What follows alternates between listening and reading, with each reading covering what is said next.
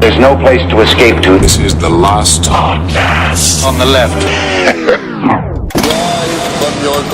That's when the cannibalism started. What was that? I want to get the muffs.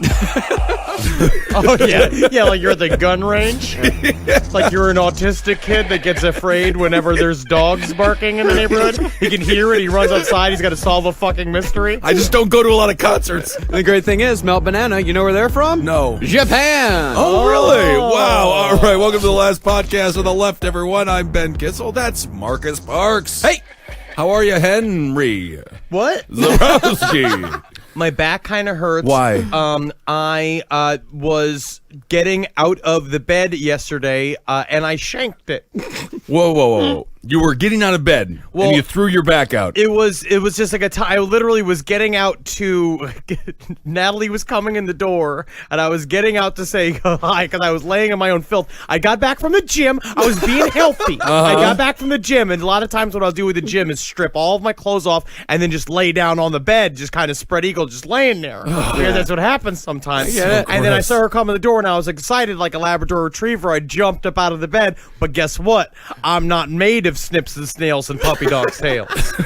I am made out of old cigarette butts and bent cans. Well, all right, that's fine. Let's talk. I need a life change from one Shoko Asahara. That's correct. All right, so we're on to part 3 of Shinrikyo. Oh, yes, Shinrikyo. This episode, like last episode, we really covered the micro of what happened to Shinrikyo between 1989 and 1994. This week, we're going to go through their worldwide operations, the macro, the true Cobra Command shit that they did from 1990 to 1994. Well, this is what we talked about the last time. On the home front, Shinrikyo was getting more fucked up as it went. He was Asahara is growing in paranoia and megalomania, and really starting his outreach. He's starting to realize his outreach within Japan is not enough for him. Yeah, he wants a deeper reach, and we'll find out later on too is that he was actually obsessed with Mein Kampf, and he felt that this is a part of it. He sympathized with the Nazis. That's what he said. He sympathized with Hitler and Hitler's they were stance. Allies, yeah. Yes, and he looked at him as a sympathetic figure and said, we need to follow in their example of world domination. Yeah. And that after the Harumageddon, when Shinrikyo stands alone, we will help the resurgence of the Nazi party. And little known fact, Hitler also had a picture of him levitating, but it was his own human dookie. Yes. Almost like SpaceX, the way that launches with, fuel, yes. It was actually human Hitler dookie. He's like, Himmler, come here, I want you to take these 2 googly eyes. Take the googly eyes and put them on the top of this pile. Perfect pyramid of my perfect jet. And be like, I've got to say, Hitler, that is the funniest pile of poop I've ever seen, and I'm going to take a picture of it, and I'm going to never share it with anyone because it's just too funny. It's too possibly funny. It's a poo-poo with googly eyes on it. Yeah, little known fact. First use of googly eyes for humor. For emojis. Yeah, for the poo-poo emoji. The first emoji was actually Hitler's shit with googly eyes. No, while most doomsday cults can do with just one scapegoat, the scope of Ohm's operation required dozens. Their enemies list was staggeringly long. Put Nixon's to shame. It included the press, the Japanese government, even rival cults, which there were quite a few in Japan. They were all trying to steal followers from each other. Now, if only they all could have just gotten along, they would have taken over Japan and the world. Right. See, listen to this, cults. If you're listening last podcast on the left, make allies with each other. Then you can win. It was sort of against the character trait of a cult leader, though, to befriend other cult leaders. Exactly. There can only be one. Exactly. They needed Scottie Pippen. Right. They needed a good assist man. Needed a Charles Barkley. Yeah. I'm not sure. That's right. Sure. So, at the very top of Ohm's list was an entity that people looking to justify mass murder have been using for decades now. The good old US of A. We're everybody's enemy, but they don't know that we're everybody's best friend. Yeah. And that's why you must let us inside your country. Conform. So Asahara told followers that the reason why so many people were dying and the reason why they were all sick most of the time was because the United States was regularly spraying the compound with biochemical weapons. Oh, you didn't think it was because they were all sitting in their own filth. Nah. And eat Starving? nothing but Yeah. parboiled vegetables, sucking on the toes of a 300-pound man that is your leader, who's technically eating the same shit as you, but he keeps getting fatter. Well, but he wasn't eating the same nonsense that they were. He had food delivered, didn't he? No, he literally had a driver. There was a book written by one of his drivers, Tumaru, who wrote this whole thing about how he would send Asahara would send him on errands, and one of the errands he would do would be to several restaurants to go and get him like meat and fish and all the stuff that they weren't supposed to eat because it's against Buddhist principles, and he would eat them in a private room. He had his private area, of course. It was fucking, and they should have seen how many plastic food utensils were in there, just laying around like after we're done after a delivery quest. I got three sets of silverware yesterday. $29 on Chinese food. Nice. Thank you so much. I just got a high five. That's the first high five in the history of last podcast. You haven't changed. No, I haven't. And another thing that he would do, this is just a side note, Tamaru would also take him to karaoke rooms. Asahara loved karaoke rooms, and he would go to private rooms, and he would bring all of his lovers, like all the hottest chicks in Ohm, and his children, and they would rent these rooms, and he would pass the mic around, and they would all sing a song, until finally he'd take the mic, and every single time his absolute favorite song he would sing was the Japanese version of My Way by Frank Sinatra. Oh my God, of and then he course. would not give the mic back. He would just sing My Way Over the rest of the and night. over? Yeah, Oh my God. which, by the way, singing My Way in Japan and other various Asian countries, huge faux pas. You're not supposed to sing My Way. It's like singing Stairway to Heaven here. In Really? fact, in the Philippines, I think it's either the Philippines or in Thailand, you will get beaten half to death if you sing My Way. Did they know that Frank Sinatra was violently racist against the Asians? Was he? Oh, yes. I mean, Frank Sinatra was violently racist against white people. Yes, he was just a He terrible was just person. a terrible human being. He beat Mia Farrow. Yeah. Yeah, Mia Farrow. Really quick side note, he broke up with a woman by sending his bodyguard up to her hotel room and he threw a glass of wine on her. That's when he had the bodyguard. He said, go through the wine on the girl so she knows that we broke up. I want one of Swear these to God. bodyguards. I want a bodyguard/limo driver. I want somebody to ask to do ludicrous shit. All right, let's get back to another psychopath. So besides the, I guess the invented paranoia, the cult's paranoia also got a boost from the real world, as the compound was constantly besieged by family members trying to rescue those who had cut ties with them, the press, who from the very beginning knew something was up with Ohm, and finally the police, who were completely ineffective, as their policy, this is Japanese policy, was to always announce raids in advance. Well, it's Brilliant. polite.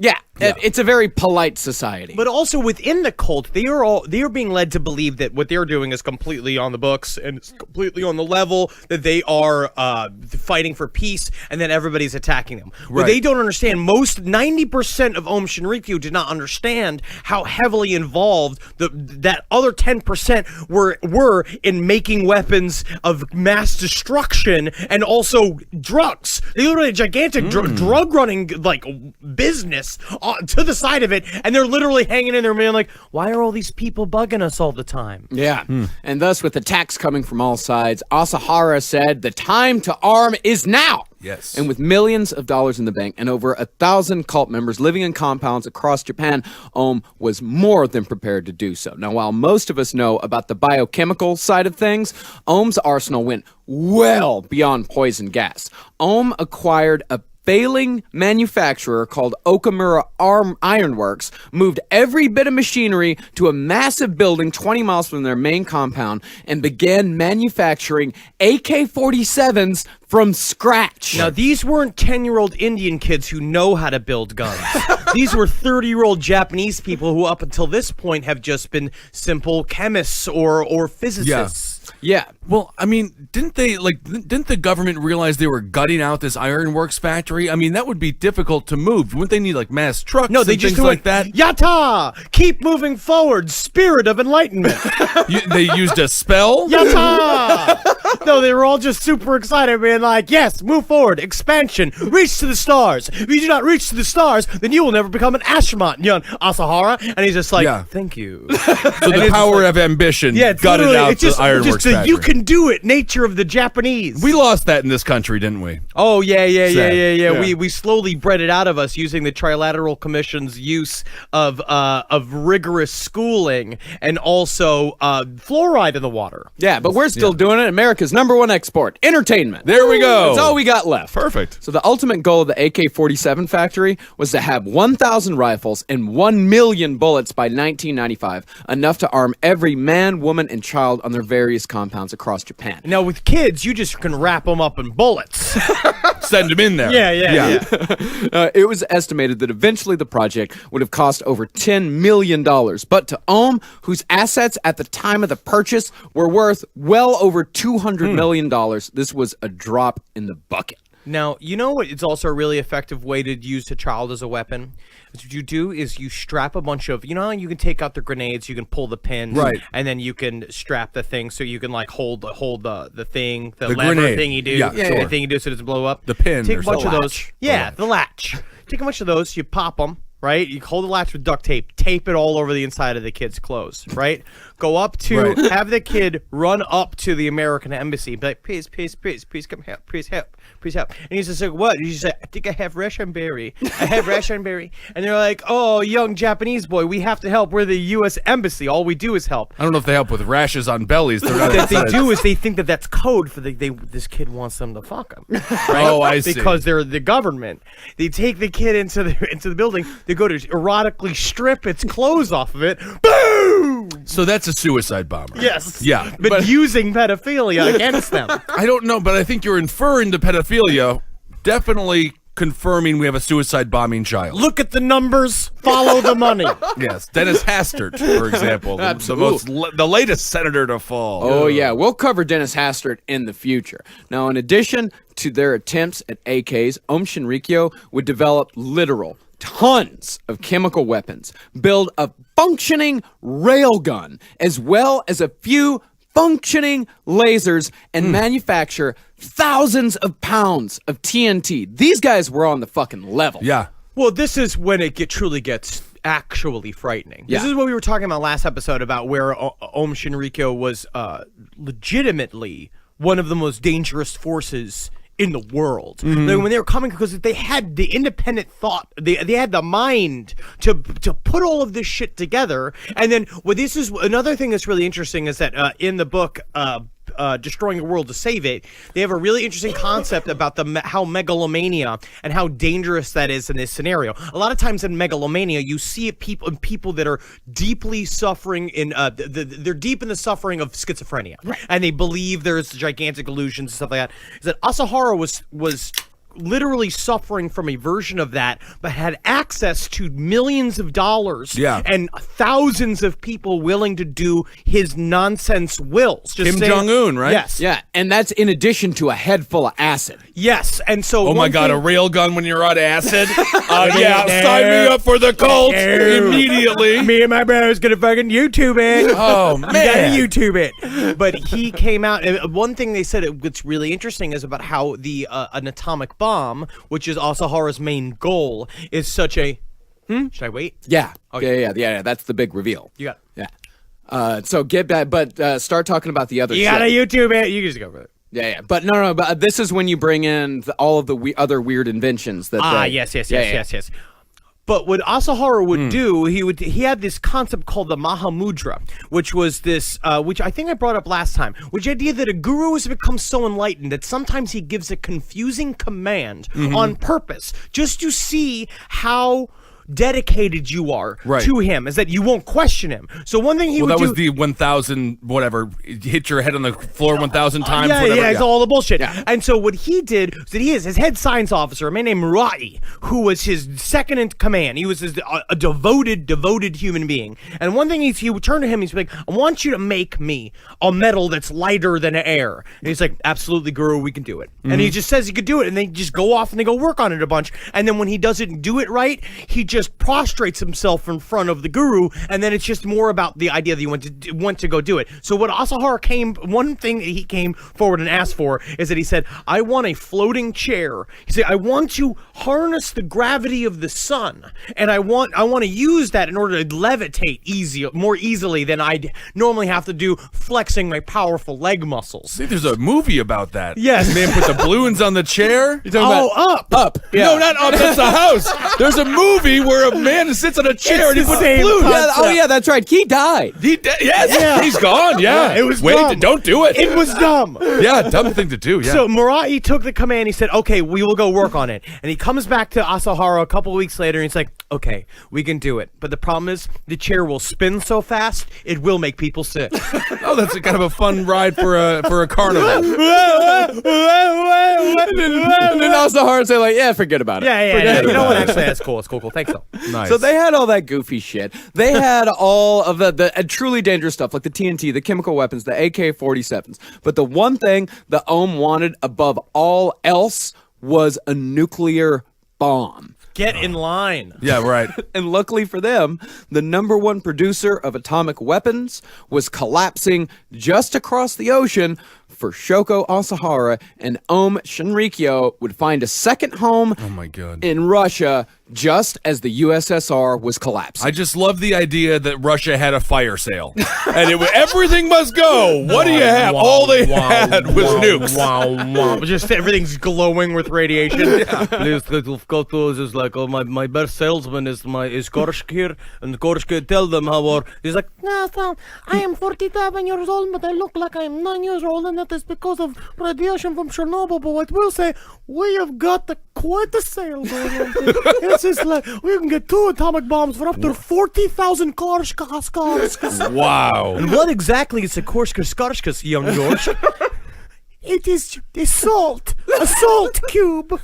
Oh, how I yearn for salt. Yeah, they do need salt over there. They do. Bad food. So Asahara's arrival in Russia could not have been timed more perfectly. Just as the Emperor of Japan abdicating his godhood after World War II created a spiritual vacuum in Japan, so too did the collapse of the Soviet Union in 1991. And not only that, but the Soviet school system was very similar to Japan's, filled with rote memorization that discouraged any critical thinking whatsoever.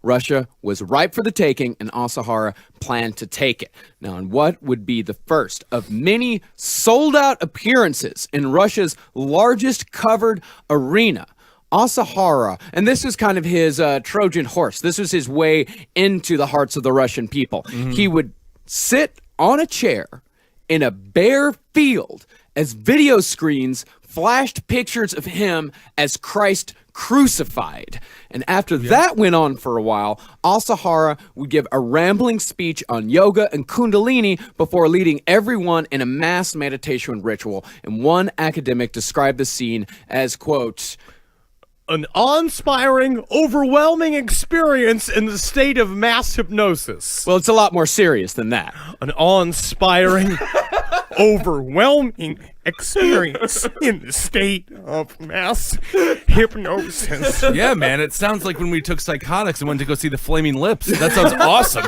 It does sound pretty fucking rad. So you mean to say he was somewhere between Marilyn Manson and Gwyneth Paltrow? Yeah, something like that. But also E Honda. I love That's E him. Honda. That's him in one go. Don't even get me started. For those that don't know, E Honda could flap his hands all fast. You get your enemy in the corner, they can't move. So these spectacles would happen every time Asahara would visit Russia over the next few years, until finally some Russian prankster let loose a pack of feral stray dogs into the crowd and just ruined the whole thing for everyone. You would be surprised how many group experiences are ruined in Russia by someone unleashing a pack of dogs. When the Russians had the Olympics, there was a bunch of stray dogs, There's feral dogs. stray What's wrong with the Russians and the dogs? How's the dogs? It just seems like everybody was raising attack dogs, and then everybody Yes. ran out of meat at the Right. same time. Release the dogs. But while new followers, and especially the new money, was very nice, Asahara was much more interested in Russia's rogue scientists. See, scientists in Soviet Russia, especially those involved in military applications, were among the USSR's upper crust. Exalted individuals, they wanted for nothing, and they enjoyed privileges that the proletariat could only dream of. Like salt. Yeah, and bread. And shoes. Really just soup. I mean, They had a full sink. wow. Each apartment, nice. each government cube that was given to them had a full sink. Well, the worst thing about a half sink, it's just difficult for you to have no sink. But in whatever apartment you are, the sink also doubles as a toilet. Oh, that's kind of nice. But when the Soviet Union collapsed, suddenly there were hundreds of scientists, hundreds if not thousands of scientists with a vast knowledge of both chemical and nuclear warfare out of a job, and Shoko Asahara was right there to offer them one. See, by the end of 1994, Om Shinrikyo had a membership of over 30,000 in Russia, three times their membership in Japan, and recruiting scientists with nuclear know-how, very easy to do. They're whores. Yeah. Well, I mean, these guys, they have one marketable skill. Exactly. Their families are starving. They have one skill, and It just happens to be creating weapons of mass destruction and death. yeah, and they're totally fine with it. But Sam Nunn, one of the U.S. Senate's top defense experts, he said about this is what he said about that. Literally thousands of nuclear scientists do not know how they're going to provide adequately for their families. But they certainly know how to make nuclear weapons. Oh, that's refreshing. That's very reassuring. Nothing like a nuclear scientist with nothing to lose. Okay. Good The God. baby is crying. Where is Marshka? Marshka, where? I guess that's what happens. So now you're a stay-at-home dad. I guess I will just sit around. Okay, what? Good. Baby, you cry. What do I do? Dip you in cooling liquid. Oh, that's all you need. I just make the noise. You're like, oh, look at this. All. This did nothing for the shit on you. No. That's sad. So Kiyahide Hayawaka, Asahara's right-hand man, took no less than 8 trips to Russia in 1994. Also, this is just one of Asahara's right-hand man, but I do feel like Asahara did this quite a bit. I think he did the Jack Palance, Right. you are my number one guy, like 3 times. And he would do it every single time. When the last one died, you got to be that one, but he also said it to 2 other guys in the other room, literally just before he said it to you. Right. So this guy's notes from his trips to Russia, they include numerous references to nuclear warheads, with one page listing several different prices for various nuclear weapons. The lowest price, $15 million, which was, again, to somebody whose coffers hundreds of millions of dollars, pocket change to Om Shinrikyo. And while the likelihood of Om smuggling an actual nuclear bomb from Russia to Japan is admittedly low, it is not too far-fetched to assume that they could have at least smuggled enough plutonium in to create a dirty bomb. Sure. I mean, you can put anything in your rectum. You can't put people- anything in your rectum Yeah, up to the size of a baguette. Yes. So a couple of trips, that's all. I mean, how much plutonium do you need? 3 baguettes worth. How much plutonium is a lot of plutonium? I feel like a little plutonium is a lot of plutonium. That's what I thought, is that you don't need that much to make an atomic bomb, right? I don't Right. know. No, I am somewhat lacking in terms of Well, my we're not- knowledge of nuclear science. Sure. So, when detonated, a dirty bomb creates a radioactive mist that embeds itself in the environment for literally thousands of years, rendering it a deadly wasteland for centuries to come. I'm just going to put a little bracket in there for joke concerning Kissel's bathroom. Oh, okay, good. I like that joke. It's kind of funny. Even a small dirty bomb would render half of Tokyo completely uninhabitable for hundreds of years, and Asahara was well on his way to obtaining both the components and the knowledge necessary to make it happen. He was this close. He was maybe 6-8 months away. Yes, and Marcus, maybe about a half inch. About He's half- a half inch close. Half inch. That's what he was doing, yeah. A cunt hair. He was cutting hair off. Oh, I see. Well, depending on the cunt. We'll call it a vaginal follicle. I think vaginal follicle is worse than cunt hair.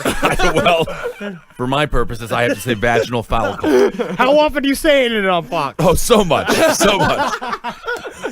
No, Russia would also net the cult one of their most terrifying weapons of all through the former Soviet state of Azerbaijan. And this was a very common thing in the post-Soviet years, because all of a sudden you have all of these Soviet states that are suddenly independent nations with no idea how to govern themselves. But also in need of cash. In need of a lot of cash. Desperately. And so they have all of this shit, and it's like we literally need to buy food. And so we can just sell off these reserves. We have all of this shit. We have weapons just hanging around, like literally because Russia was very good at giving everybody weapons. Before when it was the USSR, everybody got weapons just to be like, just in case any one of us has got to kill everybody, here, you're set. You got a weapon. So Ohm was able to buy, for, actually, this is kind of a low price. They paid $700,000 for an Mi-17 military-class helicopter capable of being equipped with 128 rockets, 4 Scorpion anti-tank missiles, and a 12.7 millimeter gun mounted on the nose. It sounds like a great time. It's I just have to say, they're like a fucking awesome time. 8 months to getting a nuke. They have a helicopter. I mean, a head full of acid. Holy hell. This is my question, though. What was the interior like? Well, I mean, I'm sure it's very nice. A good military Is it an isotoner? Isotoner leather is what you want. Yeah. We can put the leather in. Yeah. All right, okay, fine. So no features? I'll give you guys one guess where Asahara sent his pilots to train for their terroristic exercise. Florida. Florida! Oh my God! What is with Florida? Terrorists are like, we want to blow up the United States, we want to blow up our homelands, but let's do it in the comforts under the sun. Let's do it in the orange state. Were you guys talking about like planning some sort of like massive terrorist attack? Because you should come down to me near Punxsutawney Flight School. I got like 5 helicopters, and I mostly teach things. I'm like. Yeah. How to kill things from the sky. Yeah, I'm not convinced Florida doesn't have a secret tourism campaign going on for terrorists. Yeah, there's an anti-American sleeper cell in Florida, which, I mean, come on. I mean, if you guys, in case you're not putting 2 and 2 together, Florida was where the 9/11 hijackers were trained. I bet it's run by an alligator with an eye patch and 2 parrots. He doesn't even care. He's cold-blooded. No, even though the weapon capabilities of the helicopter were impressive, Ohm's main goal for the helicopter, which, by the way, easily passed through Japanese customs. They just waved it on through. So they're like pineapple, bizarre mango, helicopter, pineapple. No, I can't bring this frog in there. No, this is an endangered frog, ma'am. Arrest her? So Ohm's main goal for the helicopter was to fit it with a spraying mechanism filled with poison gas, spray it over Tokyo, and easily wipe out half the city. This came from a vision he had. This is about time, like while he was ramping up the while the Harumageddon temperature was rising and the pressure was rising on the outside of Aum Shinrikyo, he began this concept of saying 70 tons, and he would yell out 70 tons, and no one knew within the 90% again that don't know what's going on what he was talking about. What he was talking about was 70 tons of sarin gas. Yeah, and because of Ohm's vast contacts with former military scientists, the cult would also return from Russia with the Soviet recipe for sarin gas, which, by the way, that recipe originally developed by, you guessed it, Nazis. Whoa. You know what? The Nazis, a lot came out of that. I know that, yes. They did so much. God damn, they were work. They were kind of like Lemonhead Perry. What's the name of that blues man that like Mick Jagger and Chuck Berry loved? We'll call him Lemonhead Perry. His name was Perry. like Toe Pants Johnson. Lead Belly. Taking a Lead Belly. They always have names like that. So you're equating Lead Belly to the Nazis because they both worked hard. Well, they were so like LeBron James is a Nazi, or maybe Robert Johnson. Are you thinking of Robert Johnson? One of those guys. One of those old blues Clapton. men that all the white guys stole from. Yeah. Muddy Waters, Robert Johnson, Howlin' Wolf. How's the Nazis? They're the Nazis. I see. Oh, okay. So yeah, you're saying like Muddy Waters was like the Heinrich Himmler of American music. Yes. If you want to compare American music to the development of weapons of mass destruction. Sure, okay. And I do. So sarin gas It is among the most effective and popular of the gases used in chemical warfare. For example, the Iraqis, Saddam Hussein was a big fan of sarin gas in the late 80s, early 90s. The infection begins with a runny nose, drooling, and a tightness of the chest. The victim's vision is then narrowed down to a pinpoint, effectively blinding them.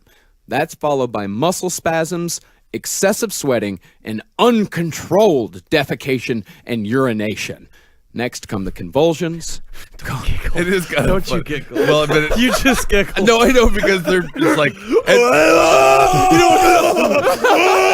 I'd be like, bro, you are shitting yourself. You are like pooping a lot. Bro, listen, man. No, this is Becky's birthday party, man. You're ruining this for me, man. Wait a second. I'm kind of like, you eat those tacos, Sam?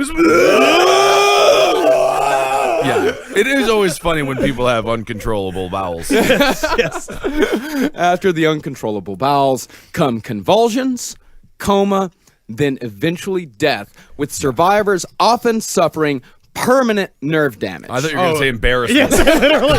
Yeah, death by embarrassment. I honestly would be embarrassed. Like, that is a fear, like having a medical breakdown and if you would defecate yourself in public. Yeah, Yeah. you defecate and urinate yourself, and then you just start shaking it all over the place. Like that hippo who got out of the pool. This is one of the greatest YouTube videos. Have you ever seen that? If you haven't, YouTube hippo farting, and you'll love the video. I just imagine a shit-covered fucking convulsing dance just called the Somalian twist. Yeah. It's very unique to your culture, huh? Come on, baby. Let's do the shits. Now, under the right weather conditions, which is ironically the right weather conditions for a sarin gas attack, the end of a sunny, clear day. A 500-pound sarin bomb could easily wipe out half of Washington, D.C., and as Henry said, Ohm's goal was 70 tons. Now, the idea was to mimic a biblical disaster. That's what it was. It fit with his brand. It fit with this idea of being like, we will rain death from the skies. People will not understand what is happening, and they will assume it's a godlike motion. And then first it will appear to be a biblical disaster, and then it will appear to be a gigantic chemical weapons attack, and then that will be blamed upon the United States of America. Yeah, I mean, he's putting all his chips on the U.S. being blamed on this, despite Japan being one of our closest allies in the late 90s. And if you want to compare this to the Charles Manson race war concept, which was such a small concept, there's another interesting from this book. They were talking about it's like Manson was saying like, but Manson's idea was just like, oh, guns and knives, Right? Yeah. Like there'd be And fighting dune buggies, yeah. it would be like warriors. It'd be kind of fighting in the streets. But Asahara's vision of the end times was so epic, and then because he had the cash flow to make it happen, it's again he was probably the most dangerous person in America. Yeah, because in the world. I mean, the most dangerous person in the world. Yeah, Yeah, it absolutely. sounds like it. Because Manson's whole thing was just all about telling a lie to get all the chicks out to the desert because he liked living in the desert. You like fingering chicks. Yeah. Yeah, that wasn't the end game for him. Like the whole Helter Skelter thing, that was just him riding the wave. That was like a side game. That was just a lie because he was a petty criminal, a bit of a megalomaniac. He did enjoy the attention. He did enjoy like the Christ-like vision that people had of him. But Asahara, the sex was a side effect. The sex was like, that was just a bonus to him. I was reading about too. He was also barely coming. He was still believing in the idea of transferring your energy upwards. So he would take the hottest females from Ohm into his room, and he'd go like, pep, pep, pep, pep, pep, pep, pep. Oh, no. Yeah. You know, like pull them off just before he fucked and go. Well, I like pep, that, though. pep, pep, pep, pep, pep. Yeah, at least we talked about it last time. But at least he was living up to his own standard to some degree. To some degree, so that's not so bad. I mean, no one else was allowed to have even Any sex at all. Yeah, Yeah, any yeah, sex yeah. at all. But yeah, so Asahara was a truly dangerous man. He was. This was actually a goal. He was going to go through with this because of all the acid, the visions that he saw. He believed his own bullshit. What started off as a scam to sell like energy drinks to idiots ended up he believed his own press. Absolutely. Well, he was truly mentally ill. Yeah. And then the constant acid and the isolation and the creating of a whole group of people that then idolize you. You begin to believe in the fantasy. That is a part of the self con man, that you con yourself into becoming the guru position, and then there's no coming back. And don't you constantly have to give them something to do? You constantly have to be evolving, otherwise it dies, right? Yeah, absolutely. Because you have that, we talked about that in the last episode with that manic energy that they have, that they have to keep up, because you got to keep this train moving forward. If it slows down even a little bit, and he found that in the late 80s, early 90s, when he tried to run for office, the train started to slow down. And anytime, he has seen again and again that anytime the train slows down, a shitload of people get off. Right. Think about how upset you get when you aren't getting commercial editions for a week. Oh my, livid. Yeah, it's the same shit. Which, like Robert J. Lifton said in this book, was really interesting too, is about the push and pull of the guru believing that he's the guru, and also his self-doubt, and the cult's belief in the guru and their doubt of him, and how that push-pull makes it really. Once you get nuclear weapons involved in that, it gets very, very dangerous. Yeah. One story that he said, I would say real quick, is that Asahara was confronted by one of the renunciants wanting to stop being a devotee because he fell in love with another chick in Om. Murai turned to him and he said, you know what he should do as punishment is that he should eat her shit. He should eat her shit and see how he feels after he tastes her shit. And Asahara was like, that's insane. No way. 2 weeks later, Asahara walks in, literally turns to the guy, and he's like, I've come up with your punishment. You will eat her shit. What if he and loved literally it? they went and he ate her shit in front of everybody. Another time, Young Sapien never denies eating shit. It's like, oh, Master always chooses me to eat shit, and what do? Oh, I eat shit with much alacrity. I mean, did she shit knowing that it was going to be eaten, or did somebody have to secretly they told her to shit on a plate, and then they ate it. You'd think a plate? Yeah, at that point, it might just be the floor. I'm picturing a bowl. Either that. A bowl? Yeah, I'm taking a bowl. Either that or somebody waited until she went to the outhouse and they snuck up behind with the bucket and they caught it. Oh, she was in the Great cult trick. as well. Yeah, Yes. she was. Oh, yeah, she was in the cult Okay. as well. Yeah, all these people are in the cult together. It also happened where another guy, a different guy, told Asahara, "Hey, I've fallen in love with this woman. I want to marry her. We want to leave. We believe in the guru's love, but we believe in our love more." Whoa, buddy. He dunked them in boiling water and then hung them upside down for a day. It's called the heat test. Yeah. Oh. Yeah. That was boiling water was a big part of Om Shinrikyo. Yeah, he was legitimately boiling the karma out of you like everybody was a wonton, but also that's how Asahara saw everything in piles of wontons. Why wouldn't he? That's how I see everything too. I can't stop thinking about those ducks that you can see, deep fried ducks. Kind of fun. So they died when they were boiled in water. No. no, They they lived. Some of them did. The old people usually died. Yeah. Because there was Weak! there was no age limit on the boiling water. I see, okay. So the biolab where the sarin gas was produced, which they called Sation 7, straight out of a fucking comic book. After entering a nondescript warehouse and navigating a series of narrow corridors, one eventually came to a large mezzanine with a giant golden statue of Shiva, the god of destruction, sitting in the middle. And hidden above Shiva was the so-called Room of Genesis, where scientists worked on various chemical agents, which they gave cute little nicknames like Magic, Witch, or Sally. It sounds like fucking like they were making Molly. It sounds like My Little Pony names. Sation 7. It was affectionately nicknamed the Wizard. It's fucking awesome, dude. Little callback. Yeah, mountain wizards. Yeah, he brings it back. So it's like, we always got to go back to the wizards. They're like, high five each other. Like, yeah, no. I almost forgot that they are just a bunch of nerds at the end of the day. You forget. Good That's reminder. the problem with nerds, is that once Yeah. they start taking themselves seriously, they become Nuclear world superpowers. disruptors. Yeah. Now, to test the sarin after it had been completed and purified, Om traveled to Australia, bought a ranch called Banjuan Station, acquired a 29-strong flock of sheep, tethered the sheep to the ground in a semicircle, and exposed the sheep to a cloud of sarin gas that they had developed themselves from the Russian by way of the Nazis' recipe. Wow. So what are y'all gonna do with these sheep? Come on down here to my sheep farm. What are you do with them? Oh, most respectful young Australian. What we plan to do is nerve gas them to death in an experiment to see what the nerve gas will do to humankind. All right, well, I guess that's about as good as anything. I was gonna fuck them. Australians have a fun way of talking. All 29 sheep died. And the So cult, it was good. Good batch. the good cult batch. finally developed their first successful weapon after trying to use botulism, after trying to use anthrax. We didn't even go through that. Their nice little foray into the world of anthrax, they couldn't quite develop either because, as we said in the last episode, biological weapons are very, very difficult. So get off their back. No, I mean, I'm not judging them. I'm just, they're trying. They're trying real hard, and they tried hard enough to develop sarin gas. And Ohm could not wait to use it and unleashed their first sarin gas attack in the town of Matsumoto on June 28th, 1994.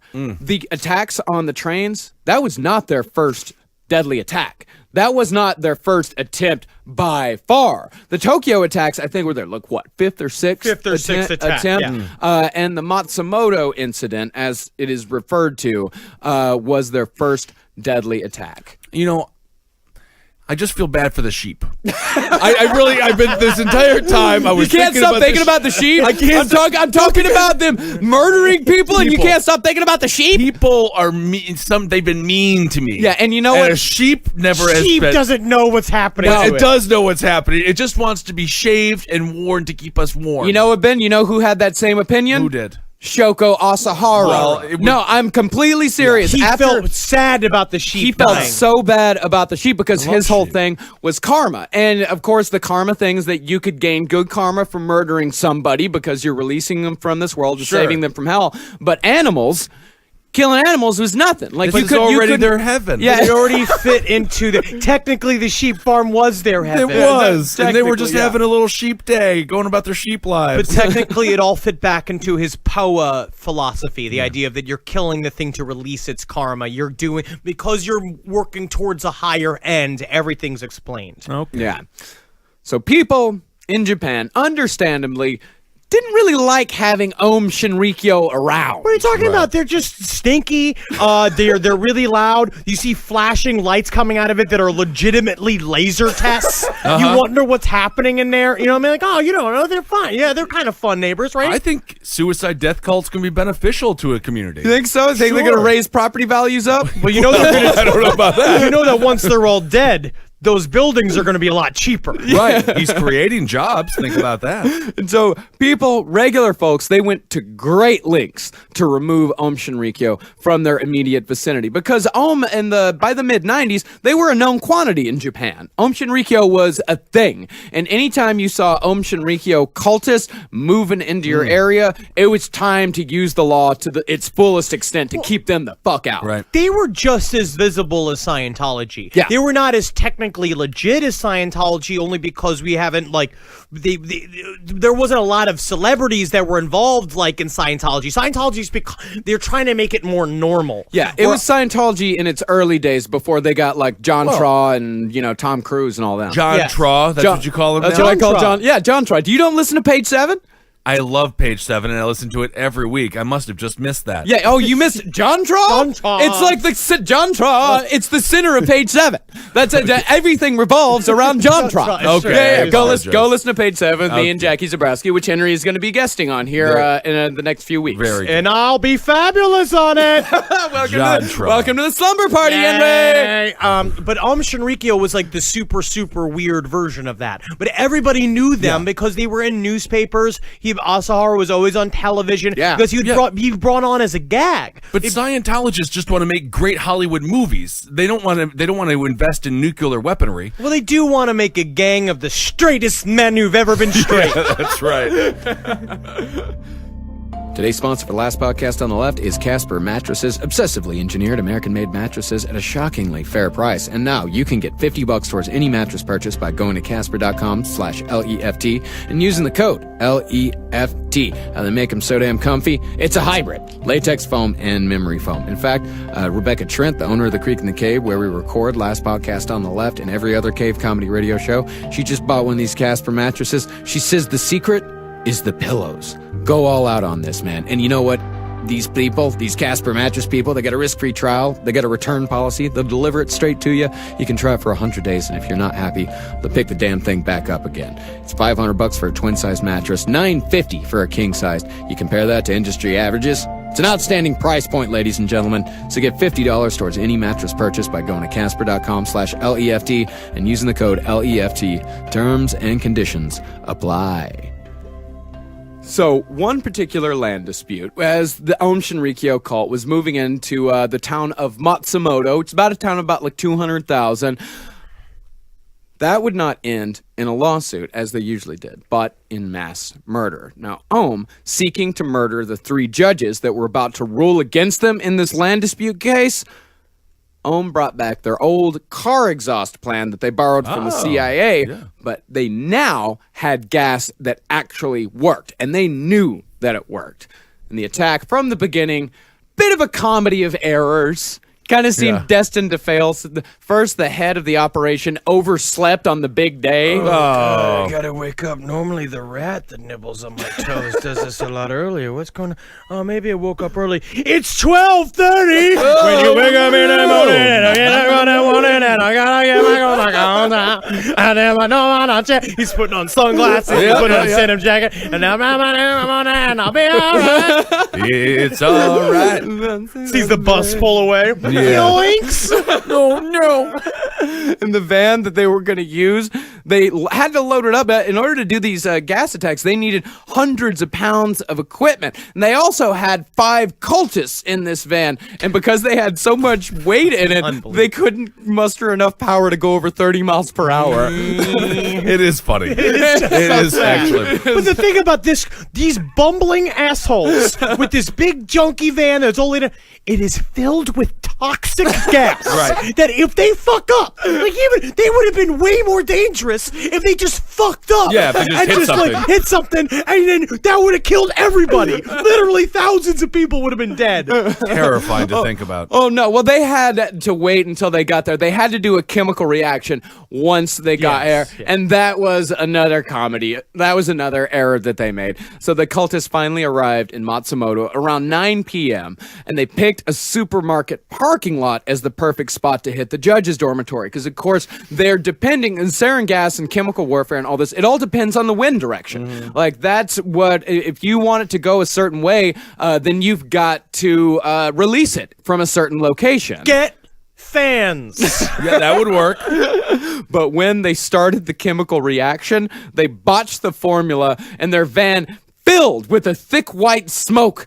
Hydrogen chloride. Oh my God! In addition to releasing the deadly gas, in fact, like one junior high kid that was taking out the trash next to the supermarket, he said that he saw the van. He just saw it suddenly fill up with gas. He said he heard a lot of muffled voices from inside. You don't know what I'm doing. I don't even know what I'm doing. In the morning, and I'll be all right. But since Screech comes running out of there. Oh, guys! So the thing is about the wind direction is if the wind was, I think it was, say the wind was blowing from the east, then they would have parked on one side of the dormitory where the judges were staying. If it was blowing from, and they would be able to just get the judges' dormitory and that's all. But since it was blowing from the west, they had to park in this supermarket parking lot, and the sarin gas would have to pass through an apartment block full of hundreds of people. And they, you know what they said? Fuck it. These are all just casualties in a greater war. We're releasing them. We're doing good for them. Yeah, we're releasing them. We're doing good for them. But luckily for all of those people, the wind changed direction at the last minute. As they were releasing the gas, the wind changed direction to a much less populated area. 8 people still died. Oh. And another 150 suffered serious neurological injuries, but it could have been so much worse. Either way, though, the plan actually worked. The judges were among the injured, and Ohm got out of the lawsuit. And emboldened by a somewhat successful military action, Asahara decided it was finally time to start training ground troops. There you go. I can't stop thinking about, the sarin gas going through an apartment building and then the apartment building just filling with shit. Oh, yeah. And popping out of the windows and be like, I think we got him. Oh, yeah. It's a real shoots and ladders party. Look at that. Now, as far as the ground troops go, Asahara's first idea was to father a squadron of children with his more comely followers and raise them as a team of child assassins. Playing the long game there. Well, that's the problem. Well, Armageddon, time sensitive, coming Right, up real right. fast. Because so that when wasn't a workable plan. Because what he's doing now is, again, he's ramping up the speech. We got to figure out. We got to give ourselves a timeline here. He's like 1997. That's when the end times are coming. We got to ramp up to 97. And he was like literally doing this. So for a while, he was fucking him, trying to put babies in him. Yeah, and he got this plan around like 1990. And when I say he wanted a squadron of children, I mean like literally 5, 6, 7-year-old kids. Yes. So if Armageddon was in 1997, then they're all going to be good, baked, and ready to go by the time it comes. Yeah, and all you got to do, again, what you got to do with these kids is you put bombs in their shoes, you teach them how to do bows and arrows, or then you just toss them at people. No, Just it to was get a suicide bomber. ninjas. No, he was training child ninjas. Oh, children can't be quiet. Yeah, try to No. see what happens. Right, get a child to run across a bunch of rice paper and see what happens. Are you kidding me? So, but that's the problem, is that Armageddon kept getting moved up. And so by the time Armageddon was coming in 1995, Asahara opted to train his own paramilitary force made up of current and former members of Japan's 1st Airborne Division that he called the Soldiers of White Love. Now remember, the rest. He's getting pretty hip. Yeah, it is pretty sweet. Yeah, I mean, well, that is such a fucking acid name. It's like, yeah, man. He was high as fuck. He was Right. He was high as fuck, calling them the Soldiers of White Love. That's what a fucking general with a head full of, because that's what they always say in the 60s. Like, man, if we had like poet warriors, Man, that's all we need. All we got to do is put a rose in the barrel of every shotgun. Yeah, all we got to do is like, man, if we got General Westmoreland some acid, then man, Vietnam would be a stone groove. Meanwhile, General Westmoreland just takes a tab of acid. He's like, we got to make the guns bigger. That's the problem. They gotta be bigger. We'll paint stripes on the guns.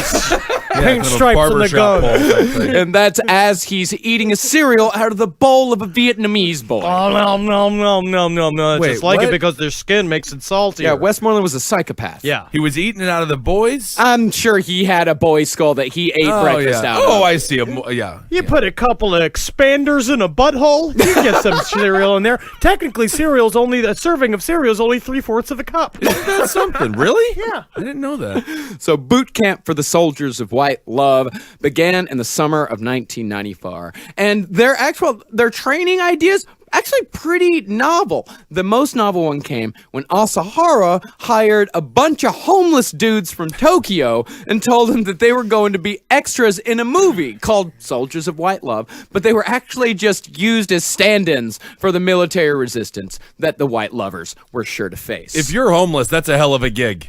That's not bad. A crazy That's gig. a great I would gig. take it just second. Yeah. Absolutely. but Be they like, get out to the countryside and there's no cameras? They don't care. Shit. They never wanted to be in the movie in the first place. They just couldn't believe someone was asking them to do something. Just point to a tree and tell them it's a camera. I'm going to pay you to guard this tree. Yep. All right. Tree's still safe. Just Joe Homeless out here. Yeah. So is it I have a dookie next to it? You may. You are singing my hot song. You're my new best friend, but also my new worst enemy. Can you go find more quiet homeless? Yep. I just put this box on my head. I can't hear myself. You can't hear me. So the squad trained from 8 a.m. till midnight every day with weightlifting, martial arts, and Chinese-style Qi exercises. And in fact, one admiring member described them as, quote, deeply trained with highly developed muscles. Yeah, I couldn't help but notice how good and strong your muscles are. I don't know if you maybe see how I developed mine up here in the back of my shoulders. That's mostly because I'm a furniture during the day. Hi, I'm Charles. Are you Charles Ng? Yeah, how'd you The know? famous serial killer? Oh, yeah. Okay, hey, take joke. Okay, you guys so serious.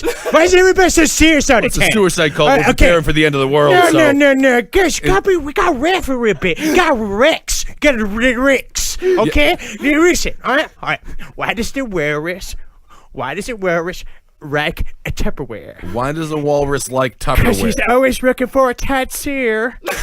Why nobody rap?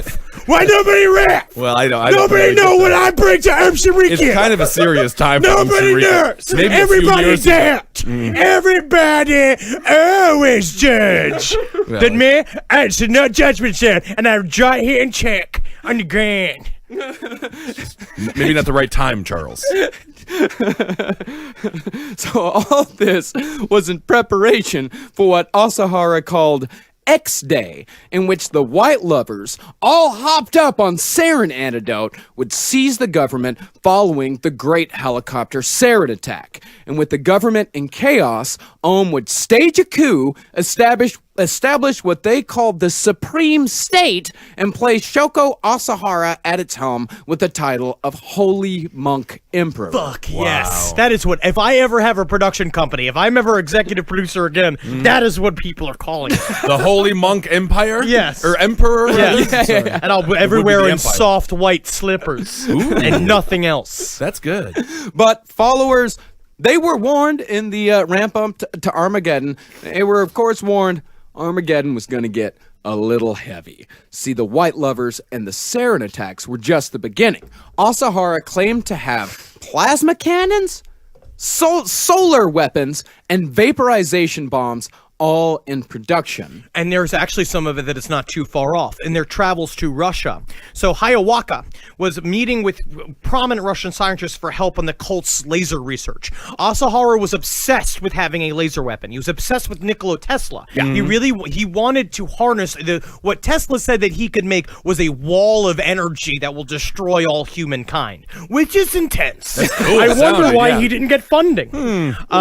But they legitimately met with a man named Nikolai Basov. He's a Nobel Prize winner for his research on laser technology. And from these efforts, Ohm was able to acquire or design various blueprints of imagined laser weapons, and the head science officer Marahi's attempt to achieve what the guru ordered led to some kind of laser test in October 1994. That was Something witnessed by people. Something with children of the 80s and early 90s. They loved lasers. Lasers was it for them. Well, that's what all he they could literally think about. because he wanted to be an anime guy. Yeah, he right, wanted right. the whole thing to be an anime. He legitimately looked around, being like, "We need mech warriors." And he's like, "Yes, I know, but then we have to raise children that are essentially artificial intelligence, designed like human cyborgs that will feed into the mech warriors in order to create a union between man and machine that will not be like the union between God and man." Hello, Evangelion. Yeah, and one of them's going to be a super annoying German redhead that's going to ruin the whole show She's for got you. great Oh, yeah. breasts I in didn't it. think she ruined it. Oh, she is awful. I love love that Evangelion. anime. It's the only anime I watched. But that's what he wanted. Yes. He didn't understand how difficult I that is. actually, if he was an author, this would be wonderful. Yes. I do give him All of credit. This would be for- an incredible Yeah. story. But that's what we're talking about. He made his fiction his life. Right. I mean, you might say he was a bit of a performance artist. Also, it's kind of inspiring.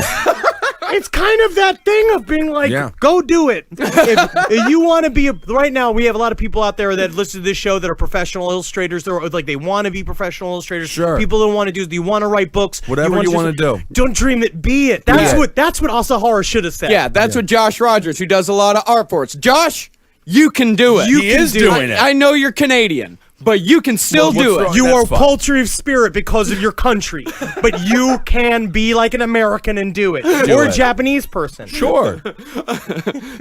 So what Asahara was telling people is like, yeah, Armageddon's gonna get heavy. We've got plasma weapons. We've got laser cannons. But listen up.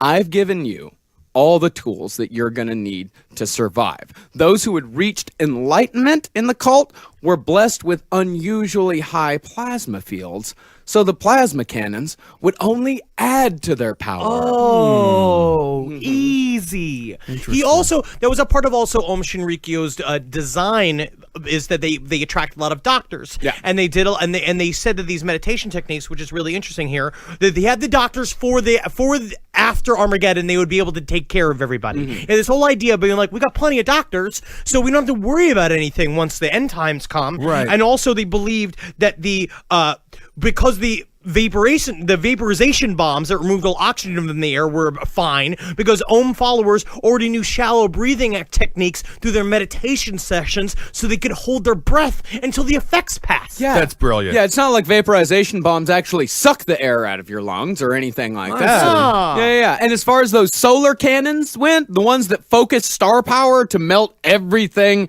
in their path, those boiling baths, woo!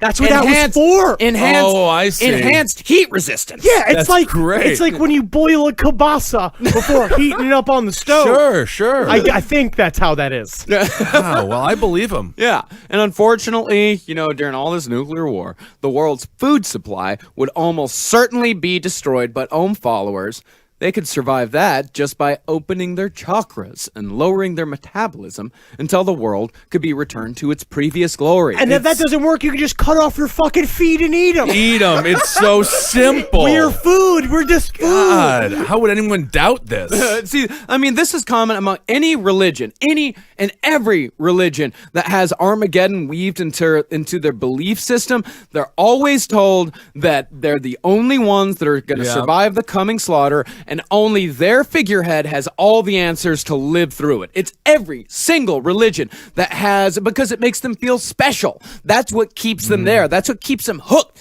is this bullshit Armageddon nightmare. And that's just the positive side of it. It's also but the truth is that it's a vague threat as well. Yeah. It's the same thing as the... Oh, it's not vague. It is very real. It's a threat of just being like, and if you leave, you'll die, and maybe they won't kill you, but I'll kill you. Yeah. And then also it's an abusive relationship technique. It's doing the thing that no one will love you like I love you kind of shit. 27 sheep. 29. 29! Oh my god! I thought it was only 27. You don't remember the number. Well, speaking of the abusive relationship, is that I read the story of this one woman who had to go through this thing called like the Bardo initiation, because Om Shinrikyo, the worst thing that you could do was deny the guru's love, and they actually had they had a team of people that would bring escapees back. They called them the New Followers Group. And people who would escape again and again, they put them through this thing they called the Bardo initiation, where they would meet the Lord of Hell, correct? Yeah. They called him Mr. Lord of Hell. You always should. Mr. Lord of Hell, yes. Mr. Lord, yeah, and it was an initiation which, they'd bring people in, they'd sit them in this tiny room, and a TV screen would come on, and it would start with like Asahara cartoon, or no, actually, it would start with like a Faces of Death style video where it just showed people getting shot to death. It showed them getting, these like blood on the pavement style car accidents. And then a voice, Asahara's voice started saying, "Everybody dies. Everybody will meet their end." And then it would start showing Asahara cartoons. Oh. Yeah, and it would start showing Asahara The whole cartoons. time I literally would just be sitting there going like, fuck yeah, dude! This is fucking metal, man! I don't think that he would want your love, though. So. Sign me up! Can you please get the man who tries to milk me every day out of here? You'd be the only one who gets kicked out of the cult because you annoyed the man so much. I'm sorry, Miss Zabrowski-san, but you are far too gnarly for Om Shinrikyo. They also had a head full of acid this entire That's the time. whole thing, exactly. It's a lot. But then a guy would come out in like a devil costume, Yeah, he'd right? come out in a devil costume, and he'd have a huge drum.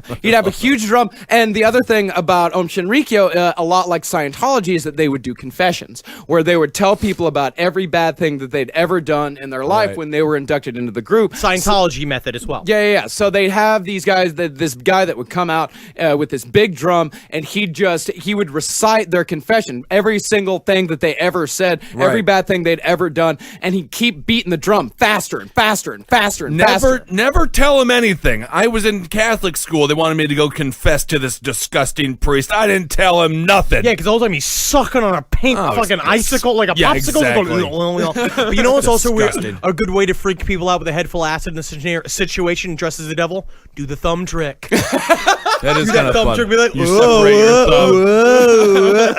Because people on acid are just toddlers at the end of the day. Yeah, got your nose. Give me my nose back. That is freaky. Don't do that if Give me you're my on nose acid. back. It's so not metal, bro.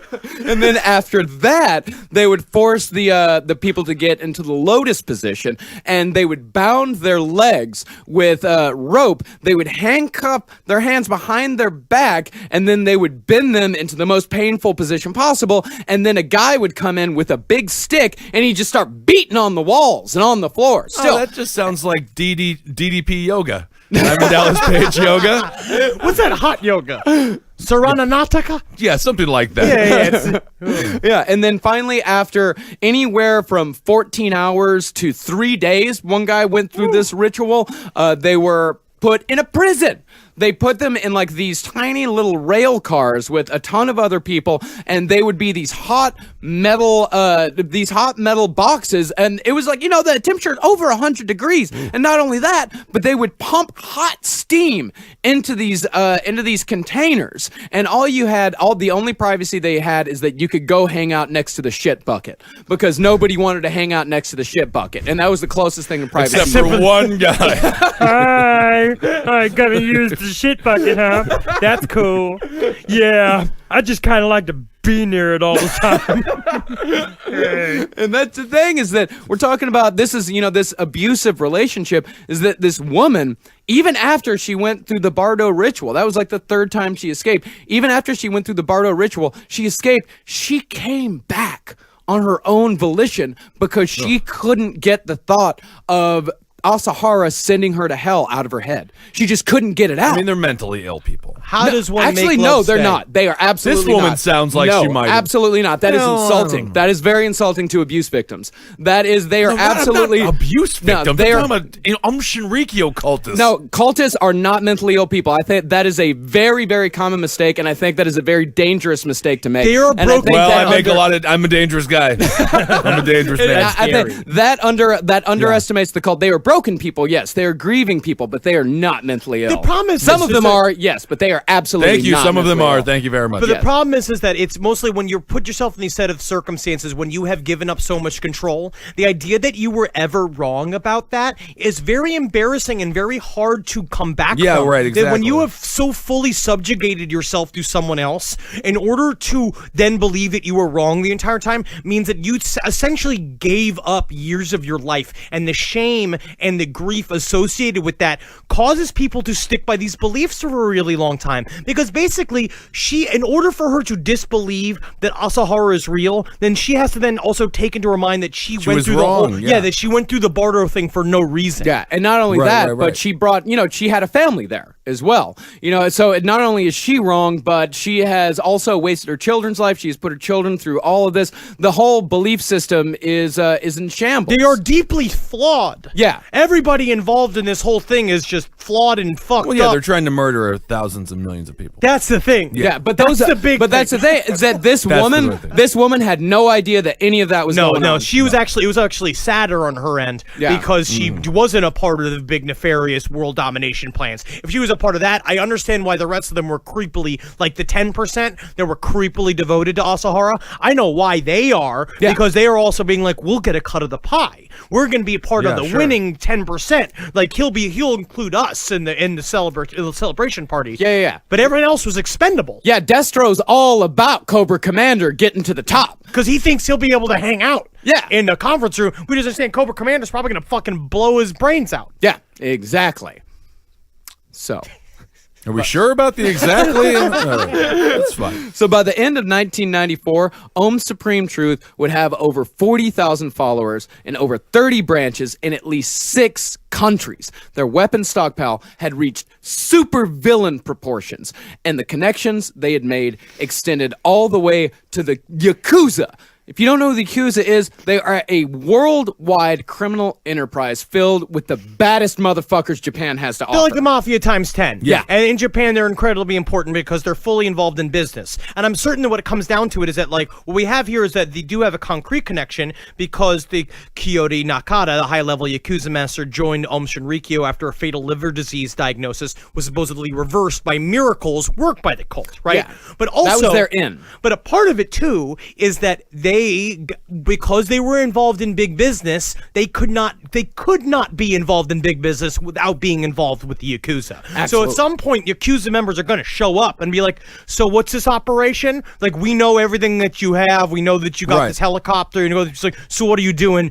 You have to cut us into it now. Yeah, but this also tells you another thing about Aum, is that the first time the Yakuza went and talked to Aum Shinrikyo, sent these bad motherfuckers out there, the Aum members beat the fuck out of them. Woo! Like, they went against the Yakuza and they won. So Asahara and Aum Shinrikyo actually did have, so because the soldiers of White Love, these guys were, they were members of Japan's elite defense force. But they were mercenaries. Yeah, but they were also mercenaries. They were hired goons. No, they weren't. They were people that were in the military that voluntarily became a part of Aum Shinrikyo and veterans as well. These are people, they were not hired goons. They were people that joined Asahara voluntarily because they believed in him.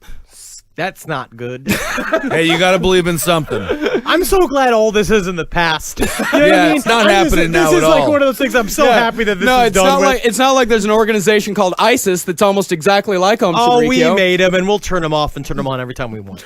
It's the second time it's come up, but I can't even get into it. So it's through this man that this guy Kyoto Nakata, it was through this man that would finally have the connections to the underworld that they would need to procure small arms, as the AK-47 factory, not surprisingly, a little slow going. Weird. Yeah, to Strange. build 1,000 AK-47s from scratch. It's hard for someone to get one of those like weird embroidery Etsy things going. Yeah. Never mind a fucking AK-47 factory. Why didn't they just stop by a Walmart when they were in Florida? I mean, there's so many damn guys. I just don't even understand the problem. So over the course of 4 deals, Nakata secured 18 handguns for the Aum cult, which is a big deal in a country with as strict a gun laws as Japan has. They have ridiculously strict gun laws. But perhaps more impressively than that, Nakata was also able to secure 20 hand grenades from a shady Chinese gang. Awesome. We don't really know anything else, but That's it. Shady Chinese gang. That's I'm glad. Yeah, what are you going to say? Like a really cool, seemingly innocent Chinese gang. These seem like fairly petty deals, though, considering they got a helicopter from the Russians. yeah, they do. They have a helicopter. You know, they have all these chemical weapons, but they're trying real hard to get these ground troops trained. Yeah. So Nakata also introduced Aum through the Yakuza to the wonders of insurance fraud. See, when an Aum member joined the cult and signed away all their assets, that of course included any and all life insurance policies that the initiate may have had. And after that, it wasn't hard to make accidents happen around the compound, or for elderly members to suddenly up and die in one of the horrific makeshift hospitals, which we'll get into on a future bonus episode. They just made their own hospitals.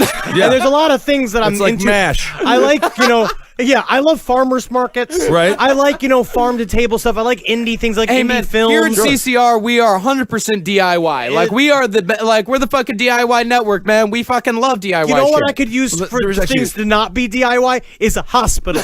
Yeah. You take care of that. You build that. Right. I don't want you, if you couldn't make it as a stand-up and then you decide, oh, I want to be the doctor and now I'm a doctor. That's not how that's going to work. No. That's illegal. Yeah, and Aum also made a pretty penny selling drugs to the Yakuza, even though their product was known as the worst shit on the market, except for their acid. See, their acid was fucking great, but acid never really caught on in Japan. Think about how good anime would have been, though. Oh my god, that's interesting that it didn't catch on in Japan. It's video games and They're very creative. Yeah, they're already a creative people. Oh, yeah, I see. yeah. Okay. They had their own kind of version of the '60s, and they created some amazing psychedelic music, but they kind of did it without drugs. They're on the level, man. Well, they had a 1960s. I mean, like We the all did. psychedelic. Technically, all world human had a kind. 1960s. Yeah, when you think literally, as you do, But come on, man, I'm thinking in the psychedelic realm. I'm talking about music. I'm talking about a movement, man. Get with the feelings, yeah, bro. it's like you don't even know Dr. Buzz. I know Dr. Buzz. Oh, man, well, you know what you need to do, man, is put cannabis oil in your shoes, man, because you're too groovy to be sick. Man, I think I got 102 temperature. Man, that's just your fucking prerogative, dude. It's such a fucking journey. But the acid, acid was great. But they were also making PCP. They were also making meth. But everyone, like the Yakuza and all the drug users, they called it Ohm stuff because it was super dirty. How do they mess up meth? It was super dirty, super impure. Like, yeah, you've seen Breaking Bad. Like, how Cranston stuff is like the purest shit around. But they made sarin gas. Yeah, but how do you mess up meth? Because they were focusing on the sarin gas. The meth was just like a side project. Do what you love. Yeah. You know what I mean? Follow your heart. That's right. Yeah. Nevertheless, by the end of 1994, Ohm was operating what many believe was the largest underground drug manufacturing operation in the entire world. Yikes. And Nakata was also in the process of negotiating the hiring of several Yakuza members to fight alongside the White Lovers when X Day finally came. But fortunately for the people of Japan, Ohm would make a mistake that would finally give Japanese cops the concrete excuse they've been looking for, and Harumageddon would have to come early. That's the thing that's really scary is that Harumageddon can always come early. Why that? Why is that true? Harumageddon could come in like the next hour. Wow. All right. Shinrikyo, part 3. Amazing. Good stuff. This stuff, this stuff is Wow. really, this episode is when you really see Shinrikyo for not just like the weird Heaven's Gate, Jonestown, Waco type of cult. Right. You see these guys for the true terroristic threat that they actually are. And I truly do believe that you can compare Shinrikyo. Like, Shinrikyo was like the precursor to ISIS, to people like that. Well, to these death cults. ISIS just got a hold of the weapons. If Shinrikyo would have got a hold of the weapons, they could have become an ISIS. They could have become that sort of threat. Truly becoming a war, like an actual enemy war machine. It's like a thing. Real terrorist group. It's very interesting. You look at it and you're just real. The more I read about it, is that they just how dangerous they were, right, and just how big it got without the internet. Without the internet, and also because the government did not interfere whatsoever. They weren't getting checked at all, and so they were just doing all this shit. And I can imagine. Can you imagine being the Japanese police finally showing up, like once the whole thing's said and done, and then looking at them being like, "Holy fuck! We should have gotten on this a lot earlier, guys." Well, the Japanese police, that was their whole thing, is that they kept saying it's like, well, that's like when someone would go missing because dozens of people would go missing, and the people would say, like, the families were like, "Hey, listen, I think this Shinrikyo people fucking kidnapped and killed my daughter." Yeah, get out of here. And the Japanese police was like, well, that's interesting, but it's not concrete enough. We need evidence. Yeah, they needed hard evidence. That's what they said, is that they wouldn't, because also, like, they were kind of in business. They were in business with the Yakuza as well, and the Yakuza kind of act as an unofficial police force in Japan. If something happens, that, like, if it was really fucked up, Yeah. the Yakuza would stop it. Yeah. And I'm certain that the Yakuza was getting them weapons and stuff, but kind of just considering them another gang. Yeah. I'm sitting there looking at these guys and kind of being like, we'll get them weapons and shit, but we probably only get them only 20 weapons because we have all the rest of the weapons. If we ever need to fucking kill these people, we need to make sure we can kill them. Probably not really knowing that they had fucking 70 tons of sarin gas that they were trying to make. Absolutely not. No, they were just another gang, and one that was making the Yakuza money. So Don't trust anybody on motorcycles. Except for my dad. My dad was cool on motorcycles. Well, he wasn't. I'm sure he wasn't on a Yakuza type motorcycle. you had a What are those called? The fast ones. the crotch rockets. The crotch rockets. Yeah. Don't trust them. No, but a dude on a hog. Yeah, you trust him. Yeah. I mean, you could sort of trust him. Kinda, not if with your you're wife or another anything. grown male. If you're another grown male, yeah. you can trust them. Don't ever trust them if you're a young man or woman or a woman. Or go read Hell's Angels by Hunter S. Thompson. You might not trust a guy on a hog all Don't that. trust anyone. Actually, don't ever trust anybody. You know what? I've come full circle. Yeah, don't even if they're in a car, don't trust them. Vans, don't trust Walking them. on the street, don't talk to them. Airplane. Yeah. Yeah, but you can always trust us. You can always trust us, and my God, if you do need, if you are sad about the 29 sheep, reach out. We will mourn together. Also, just remember that if you listen to Last Podcast on the Left, and if you're one of the true elite that have given us a 5-star review on iTunes, is that when the Armageddon comes, when the end times comes, we will be safe. You are the only ones who are safe. You will also. We will die. But safe in the spirit world. If you listen back, starting at around episode 73 or 74, starting around Toy Box Killer or BTK, I began to weave a secret message throughout that I've been working on for a few years. And if you really listen, then only you are able to have the secret on how to survive the upcoming apocalypse. Actively asking people who might be more vulnerably mentally. Yes. To lose their minds. Yes. Satire. Satire. Okay, all right. Very good. I've never been able to use that excuse before. I like it. Isn't it fun? Isn't it nice? It's kind of free, right? Satire. Because everything's satire. Everything is satire. As long as you say it's satire. Everything we do is satire. Awesome, guys. Thanks so much for listening. And listen to the other shows we mentioned. Page 7. Abel Against Top Hat, Roundtable of Gentlemen, and Sex and Other Human Activities. And the Lucky Bone Show. Yeah, the Lucky Bone Show. Mixcloud.com/Marcus Parks. I'm going to ask you guys, I don't like to ask dumb shit like this, but this is a thing that I that actually means a lot to me. Heroes Reborn Dark Matters has been nominated for a Webby for Best Dramatic Series, and if you want to go and vote for us, that would be awesome. I did it. That would be really awesome. If Where do they go for that? Webby Awards? The Webby Awards. Cool. I don't know. Even I think if it's you didn't Webby.com. just close your eyes. Just close your eyes and do the Click thing. I'm actually really proud of the Dark Matters series. I think it came out really good. Well, you improv'd a lot of that, didn't you? I improv'd all my dialogue. It's like one of those things where improv. We won a WGA award for the writing of it, which is my improv.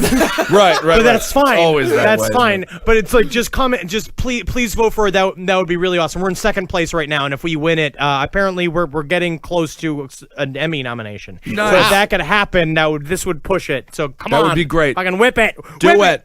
Do it for all of us. Do it for me. Do it for me. Do it for me. And follow me on Instagram at Dr. Fantasty and at LP on the left. Very cool. And follow me on Instagram at Marcus Parks. I'm at Ben Kissel on Twitter. I don't do Instagram. But I did just download the Bitmoji app. Yeah, that's what we were doing. So we were that's sending kind of Bitmojis. We're all pretty obsessed with having Bitmoji. fun. So I'm next step Instagram. Yeah. Oh, and by the way, also thanks again to everyone at Midtown Scholar for sending us all of these amazing books. We're also going to be getting a lot of help from Midtown on research. They've started doing fucking research with us, which we're really going to get into on the next episode. There are renunciants. We got to thank this guy. I walked into the office today, and Marcus is wearing a very fancy pair of sunglasses.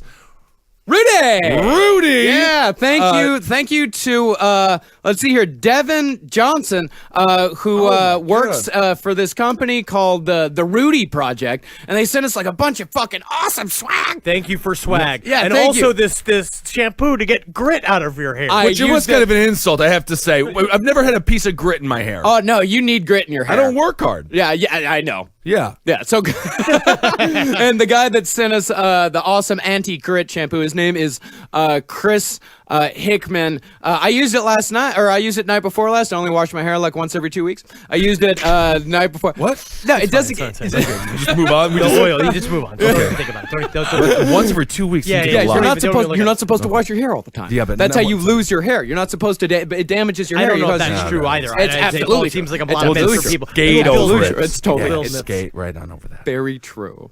But anyways, I used it. My hair is bouncy and fluffy, and you know what? Summer of Rudy.